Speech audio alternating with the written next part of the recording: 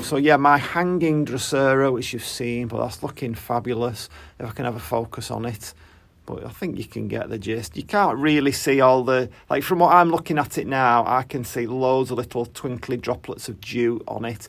But looking through my phone into the lens, it's not picking it up. I don't know why it won't, but it just doesn't seem to want to focus on them. I'll try moving it about a bit, see if that makes a difference. Can you get that? I think you can just, yeah, I think you can. You can see all the little dewdrops on it. It's a beautiful thing. Love Drosera. If you've never grown them before, there's so many to try. But obviously you can't buy them in this state. You've got to get them. I mean, you can imagine trying to get that through the post. You've no chance, have you? You've really got to get them very, very small and then grow them on yourself. No, it's wanting to focus on the background. Try again. No, not really doing it. There, yeah. You get the idea. So what have we got going on over here? Well, we've got a Dendrobium delicatum looking like it's going to drop all its leaves. But we do have, ta-da, it's going to bloom, isn't it? So this is my Renanthera. Monarchia, something. Citrina crossed with Monachica. So I'm very much looking forward to that. That just wants to head off over to that window for some reason, and I shall turn it right at the end. Remember my problems that I had with my Oncidium twinkle cinnamon, and I moved it into the coconut husk, and it is coming back for me. I mean, don't forget, this is like the second attempt at getting it to come back, because in repotting it I knocked the biggest growth off, and there were a few cursory words that came out of my mouth at that time, as you can imagine. But there's 4 lovely growths on that. Another little tiddly one down there. So hopefully that will come back for me. So okay, let's go down here. So we've got beautiful Streptocarpus, massive blooms on that one, pink Layla. We've got the crystallized variety. We've got Harlequin Sapphire, which is a beautiful kind of purple. Past one of the Pelargoniums, past another angel Pelargonium there, SK Virglo. Down to one of the trailing Pelargoniums. This is just a bog standard kind of no ID one, but it does add quite a bit to the greenhouse. I grow that one to grow outside in a pot, it's like a chimney pot that I have. We've got this lovely fuchsia. This is Drosera, a little Tradescantia project going on there that you may have seen the video on. I don't know whether I've not put it out yet, but I think it's due to go out. No, actually, no, I haven't put it out because I want to do an update on it so that I can tag it on, so that it all comes in the same thing. Moving on up past the fuchsioides, the Begonia fuchsioides. Where are we? So, my Bougainvillea.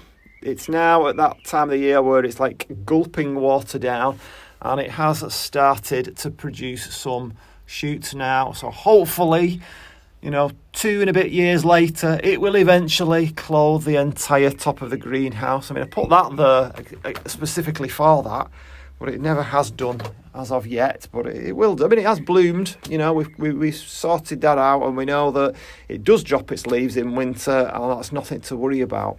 Just noticed I didn't notice this, we've got a dead shoot there coming off. I've never noticed that one. I don't know whether that's just lost its leaves. Can't see any leaves around it, so it mustn't have recovered over winter. So we have Mandevilla, sanderi in the corner, tons of buds on it. It's really reluctant to open them for some reason. I don't know why. It's certainly never given me loads of twining shoots like the one in the warmer side has. So whether it just doesn't like going down to 12, it prefers really to stay up above 15. Again, true kind of intermediate. So moving along, some beautiful, beautiful new pictures on these Nepenthes. Finally, on my ventricosa, I've got a big picture on it that isn't deformed. That's the first one that's not deformed. Obviously, we're talking about this one here. All the others, that one as well, that's a new one. All the others were kind of deformed at the top, Don't know why, never sprayed him with anything. See, there's another deformed one, but that one should be okay. Notice also that they are beginning to suffer from being in the sun. And they're not really in the sun, but they just get a tiny little bit coming round this side of the greenhouse early in the morning, and that's enough to make them go completely red. This one, look at that, it shouldn't be so red. That's sunburn, despite the fact that they're not getting that much. So this is Platychilla crossed with, could be Spectabulis. I can't look because I've got hold of it and my other hand's holding the camera. But beautiful colours on those pictures. Quite happy with that. Not happy with the fact that it's gone red. This is Lowii crossed with Ventricosa. Nice new picture there. Pity it's pointing in the wrong direction. There's another one coming over there. Past a couple more. And just one more. That's Bethan again. Another of my... This is a stellar Pelargonium. And it is stellar as well, isn't it? What is this one? St Elmo's Fire. It's only a little one. This one at the back, in fact there's two at the back here. These are also both species Pelargoniums. Again, beautiful, delicate blooms. Look at them. Aren't they really pretty? I don't know. I'm finding myself drawn to these smaller ones.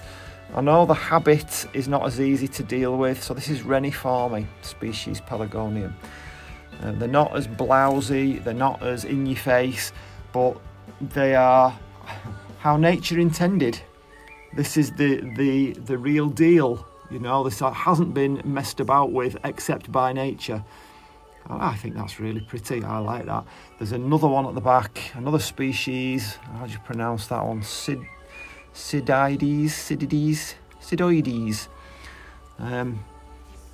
Just about to open up. I don't know what colours they are. I don't know what they look like just yet. So that will be interesting to find out.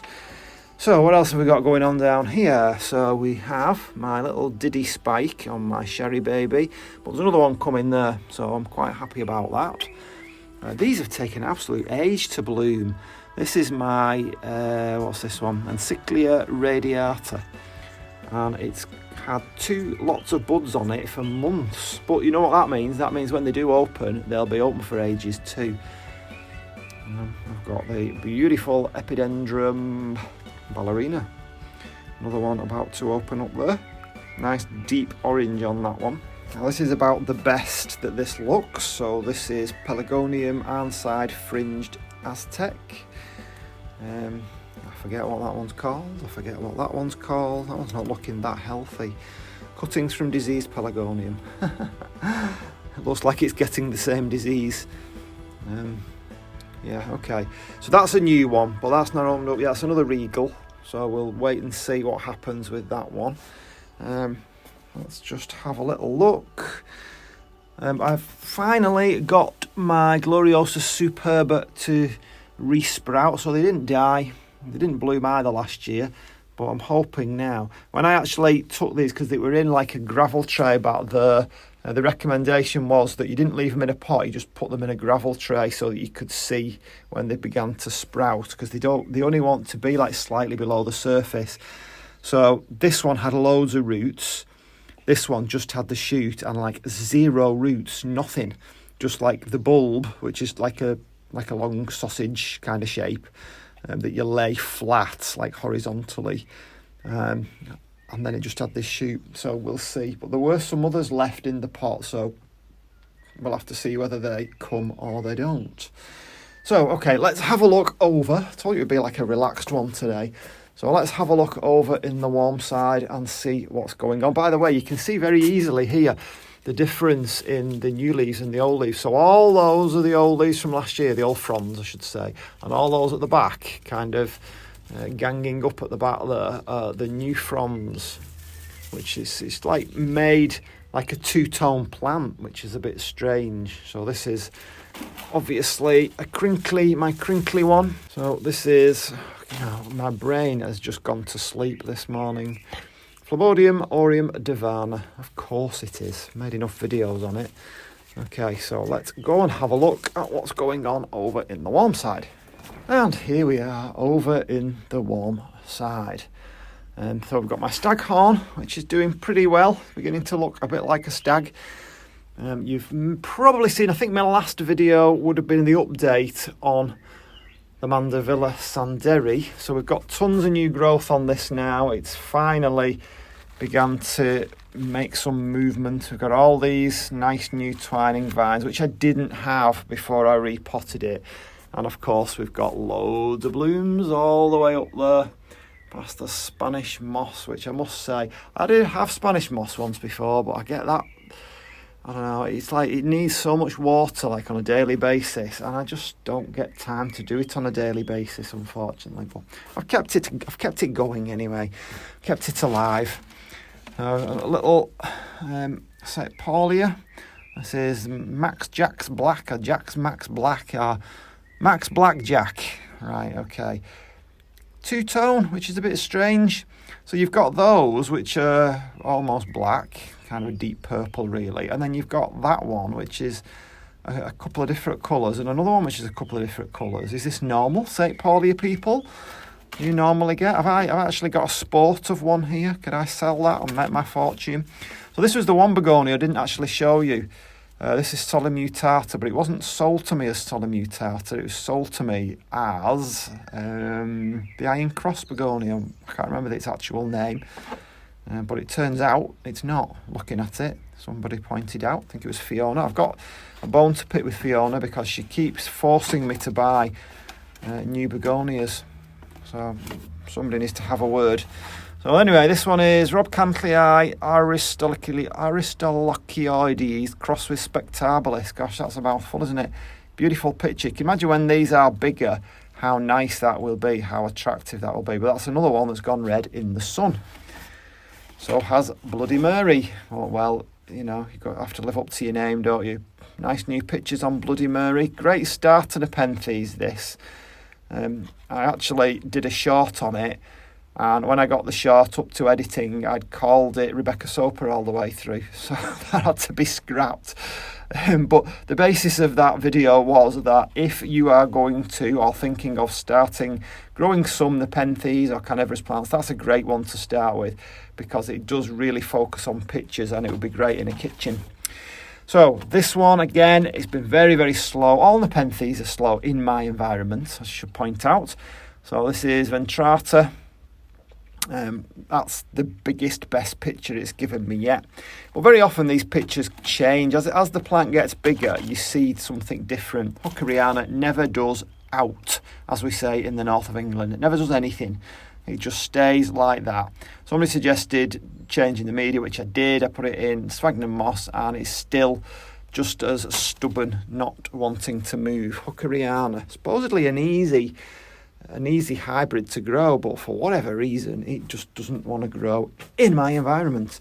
Okay, so that's lovely Saintpaulia, isn't it? I like that. That should be called something like raspberry ripple, shouldn't it? It's got ripples and it's raspberry coloured. I want to be really funny if that's what it's actually called. Violet RS Barbie, yeah, I suppose Barbie pink. Okay. Plumeria are always getting spider mite. I spray them, they die, they come back again. Actually, the Brugmansia that I put out is a martyr to spider mite, except when I get it outside. As soon as I get it outside, not a problem anymore. So that's partly why I've put it outside as well. Luxurians, which you'll have seen if you watched my video on begonias, and if you've not watched that video, what are you doing? Get on there and watch it now. It's really, really good, if I say so myself. So, new Tradescantia. So this one is Fluminensis albovitata quicksilver. Albovitata quicksilver, I think, is a synonym for all sorts of Tradescantia. Albovitata. I thought, well, I'm going to try some different Tradescantias because there's so many. And by the way, if you are a Tradescantia person, what would you say to like a dedicated channel to Tradescantia? I mean, I love making work for myself, but it's just a thought. I just wondered, I've never seen one, a dedicated channel, and the number of views I get on Tradescantia videos are always, you know, I get far more views on Tradescantia videos than any other video I make. They are so popular. So I thought, well, why not have a channel just dedicated to Tradescantia? Don't know what I'd call it, so stick it in the comments if you're interested, if you think that might be something that you'd like to see, and if you can think of a good name for the channel, that'll be good too.